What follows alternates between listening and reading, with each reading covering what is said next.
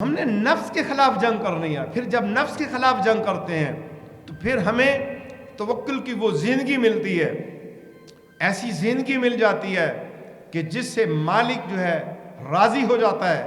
پھر کیا اس کا مقام ہے, فادخلی فی عبادی وادخلی جنتی. پھر جو ہے اس کا مقام آگے کو چلتا ہے.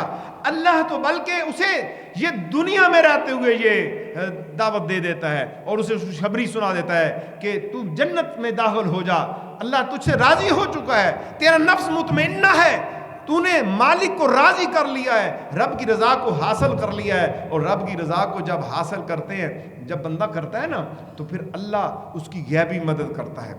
جیسے جناب ابراہیم علیہ السلام کے پاس بڑے مددگار آئے, فرشتے بھی آئے, ملائکہ بھی آئے, جنات بھی آئے.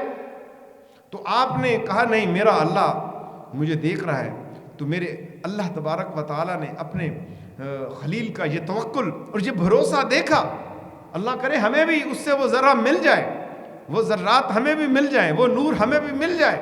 تو پھر اللہ تبارک و تعالیٰ نے سکینت نازل کی, قلنا یا نار کونی بردم و سلاما علی ابراہیم.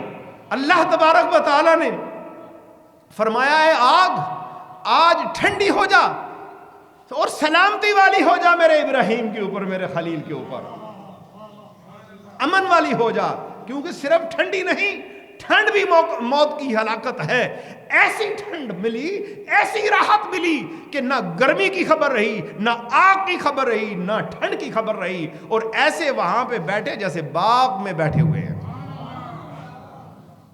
یہ ہے توکل اور یہ ہے بھروسہ.